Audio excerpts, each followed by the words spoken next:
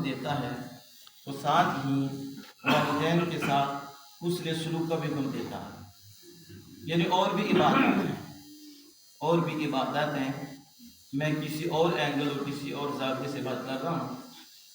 علماء کرام تو اور اینگل سے بھی باتیں کرتے ہیں، لیکن کیونکہ موقع ہے والدہ کا، اس لیے اسی اینگل سے بات ہو رہی ہے کہ اللہ جل وعلا بار بار قرآن پاک میں فرماتا ہے میری عبادت کرو، اور اس کے ساتھ ہی فرماتا ہے والدین سے حسن سلوک کرو۔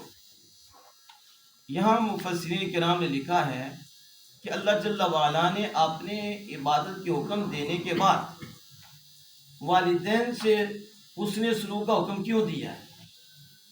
آج آپ تو سارے ماشاءاللہ یہاں بڑے بیٹھے ہیں، جوان تو کم ہی ہیں، اور جہاں تک میری آواز جا رہی ہے سنتی ہوں گی، کچھ گھروں میں مائیں بہنیں بھی ہوں گی، کچھ جوان لڑکیاں بھی ہوں گی، لڑکے بھی ہوں گے جن کو بیماری پڑ گئی آج کے اس دور میں کہ جن کی ہاں ماں کا مقام نہیں، باپ کا مقام نہیں، اور وہ جو ہے کہتے ہیں ابا جی نے سانو کی دیتا ہے تے ساڈے سے کی کیتا ہے، ایسا نہیں ہے، ایک نہیں ہے، ایک کمینہ ہو تو ہم بات کریں گے، یا ایک کمینی ہو تو ہم بات کریں گے، اینٹ اٹھاؤ نا تو ایسے کمینے بھی ملتے ہیں اور ایسی کمینی بچیاں بھی ملتی ہیں کہ جو یہ کہتی ہیں کہ ابے نے ساڑھے سے کی کہ اماں نے ساڑھے سے کی ذرا توجہ سے سننا، اماں نے ساڑھے سے کی کیتا ہے کہ ابے نے ساڑھے سے کی کیتا ہے، ایسا ہے کہ نہیں؟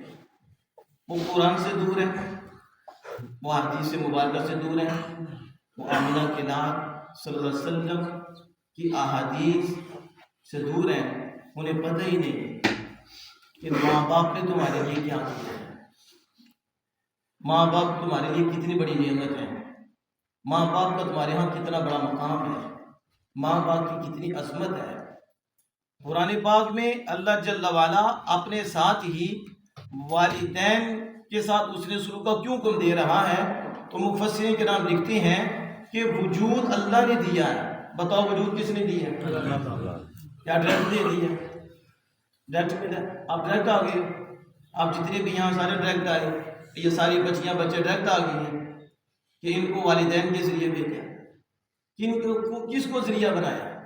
یہ وجود تو اللہ نے بنایا ہے، لیکن اس وجود کا ذریعہ والدین کو بنایا ہے۔ ذرا سنو، اللہ کیوں بار بار کہتا ہے میری عبادت کے بعد والدین سے حسن سلوک کرو؟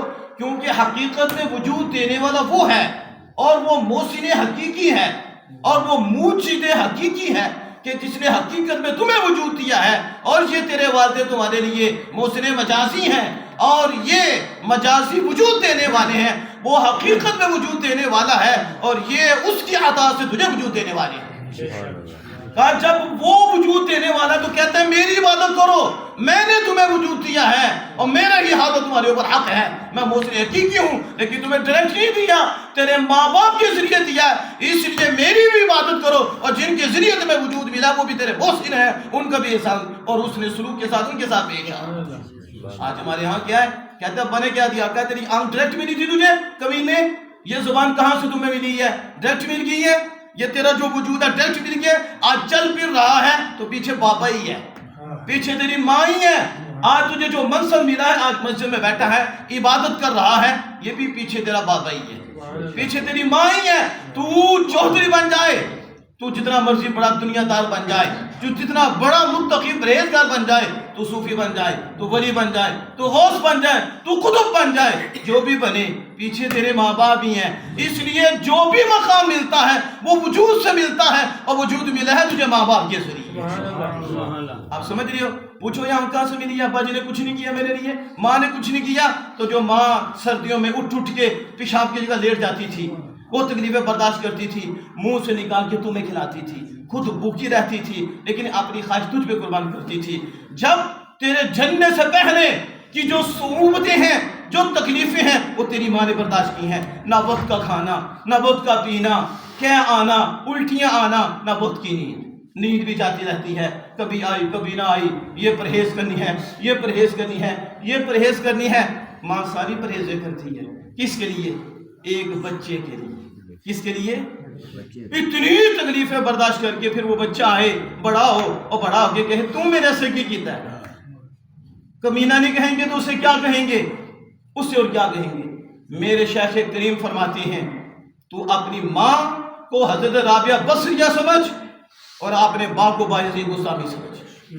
جس طرح بایزید بستامی کی قدر کرتا ہے تو ولیوں کے سردار ہیں, اور جس اندر رابعہ بصریہ کی قدر کرتا ہے, ماں کا کردار نہ دیکھ کہ ماں کے عمل ایسے ہیں, ماں مجھ سے ایسا کرتی ہے, وہ ماں جانے اور رب جانے تیرے ہاں وہ رابعہ بصریہ کا مقام رکھتی ہے. وہ باپ کا کردار ہے, وہ جانے رب جانے, لیکن تیرے ہاں وہ بایزید بستامی کا مقام رکھتا ہے. تو بس ماں کا ادب کر, باپ کا احترام کر, اللہ دو جہاں میں تجھے سعادت مند فرما دے. آج اس چیز کی ضرورت ہے کہ آج ہمارے بچوں کو پتہ نہیں ہے. اب میں ذرا ایک بات آپ کے سامنے رکھتا ہوں, آپ اس کو توجہ فرمائیں.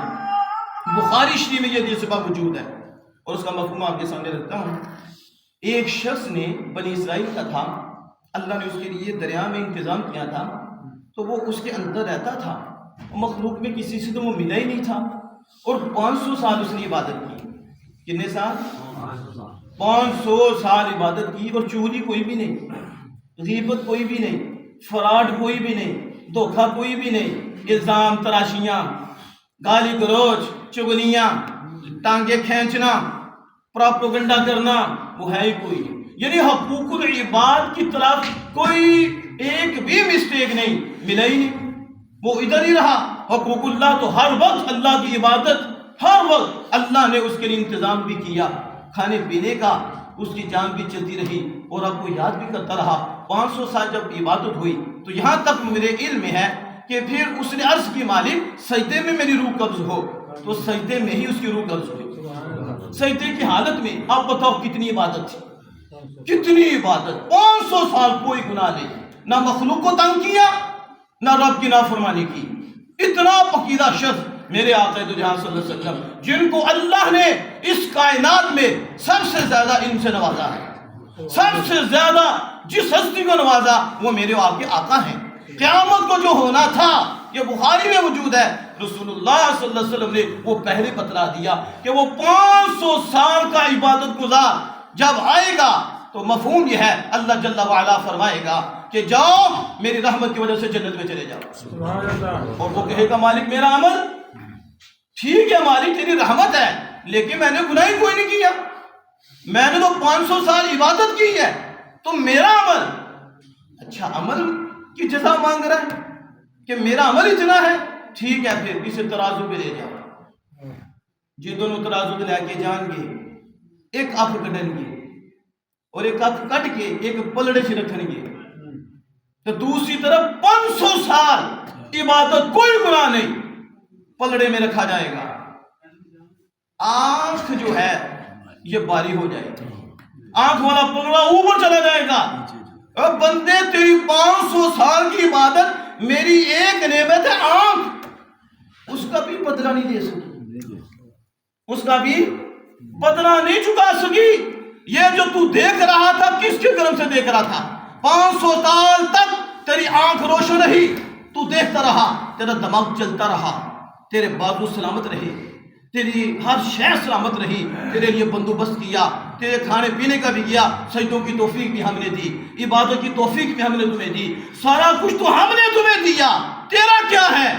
یہ جو کچھ بھی کیا میرے فضل سے کیا, اور یہ بھی میری نعمت, تو ایک نعمت کا بھی حق ادا نہیں کر سکا, اس کا بدلہ نہیں دے سکا. تو وہ کہے گا مالک مجھے اپنی رحمت سے جنت دے دے. لیکن جو میں بات کرنا چاہتا ہوں, مجھے بتاؤ ایک آنکھ جو ملی ہے اس کی 500 سال کی عبادت بھی بدلہ نہیں بن سکی, تو جس ماں کے ذریعے پورا وجود بنا ہے اور پورا وجود ملا ہے, اسے کہتے ہو تو نے میرے لیے کیا کیا ہے.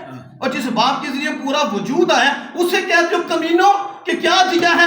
ایک آنکھ کا بدلہ نہیں, تو ماں کا احسان کیسے چکا سکتا ہے, تو باپ کا احسان کیسے چکا سکتا ہے. ان کی خدمت کرنے کی بجائے تانے دیتے ہو, بے حیا ہو, ان کو باتیں کرتے ہو اور بعد میں پھر روتے ہو, پھر کہتے ہو جب وقت ہوتا ہے اس وقت جو ہے ڈانگے مارتے ہو.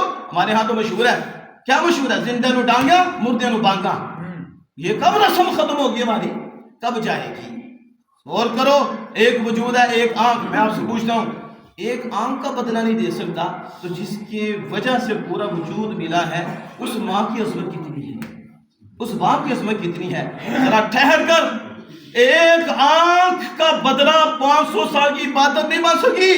اتنی بڑی محسنہ ہے ماں، اتنا بڑا ہے محسن باپ، لیکن ان کی وجہ سے 4 وجود ہوں گے، 6 وجود ہوں گے، 10 وجود ہوں گے. تو اس ماں کا اتنا بڑا احسان ہے. میں آپ سے پوچھوں جن کے صدقے ساری کائنات بنی ہے، اتنا کتنا بڑا احسان ہے. پھر آمنہ کے لال کی کیا عظمت ہے، رسول اکرم صلی اللہ علیہ وسلم کی کیا شان ہے، جن کے صدقے رب نے ایک وجود نہیں سارے وجود بنائے ہیں. وہ باعث تخلیق کائنات ہیں، وہ مفخر موجودات ہیں. وہ جو نہ ہو تو کچھ بھی نہ ہو، وہ جو نہ تھے تو کچھ نہ تھا، وہ جو نہ ہو تو کچھ نہ ہو. وہ جان ہے جہان کی، جان ہے تو جہان ہے. ہر گھڑی جو ٹھہرے ہو آمنہ کے لال کے نور سے ٹھہرے ہو. آپ بتاؤ حضور کتنے بڑے محسن ہیں. اور آج ماں تو ماں، باپ تو باپ ہے. اب تو رسول اللہ پہ بولتے ہیں، اصحاب رسول پہ بولتے ہیں، اور آل رسول پہ بولتے ہیں، ازواج رسول پہ بولتے ہیں، اولیاء پہ بولتے ہیں. یہ جو ماں باپ پہ بے ادب ہیں پھر آگے جاتے ہیں. اس چھوٹوں سے شروع ہوتے ہیں. آپ سمجھو جو خطائی شروع ہوتی ہے یہ نیچے سے شروع ہوتی ہے. ظلم جو شروع ہوا تھا تو تھوڑے سے شروع ہوا تھا. کہنے تھوڑا جا نمک ہی نہ چاہیے ہوتا ہے، وہ اسی تھوڑے سے پوری تھیلی جائے گی. تھوڑی سی چوری سے بڑا چور بنے گا، تو اگر تھوڑی چوری پہ پکڑ لیا جائے تو پھر بڑا چور نہیں بنتا. آج مائیں بھی دیکھتی ہیں، باپ کوئی نہیں، چھوٹا ہے، بچہ ہے، کوئی مسئلہ نہیں، وہ بچہ ہی تو چور بنے گا، بچے تو بڑا ہوگا. تو ابھی اسے پکڑ دو، ابھی گرفت کر لو، چھوٹے ظلم سے بچاؤ، پھر بڑا ظلم نہیں ہوتا. تو جو ماں باپ پہ بولتا ہے، ماں باپ کی بے ادبی کرتا ہے، پھر اولیاء پہ آتا ہے، اولیاء سے صحابہ پہ جاتا ہے، آل رسول پہ جاتا ہے، پھر آمنہ کے لال پہ جاتا ہے.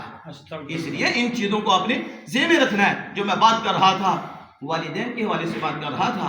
رب فرماتا وَقَضَىٰ رَبُّكَ أَلَّا تَعْبُدُوا إِلَّا إِيَّاهُ وَبِالْوَالِدَيْنِ إِحْسَانًا. یہ مطلب نہیں کہ والدین بوڑھے ہوں گے تو پھر حسن سلوک کرنا ہے.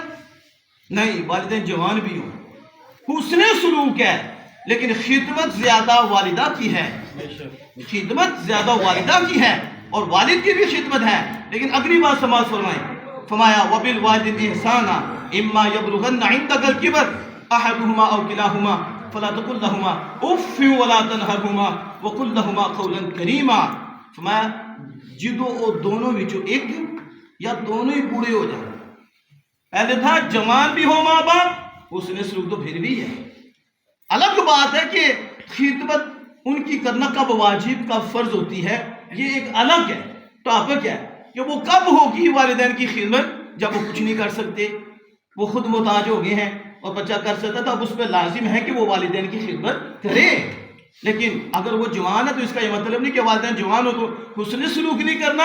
یاد رکھو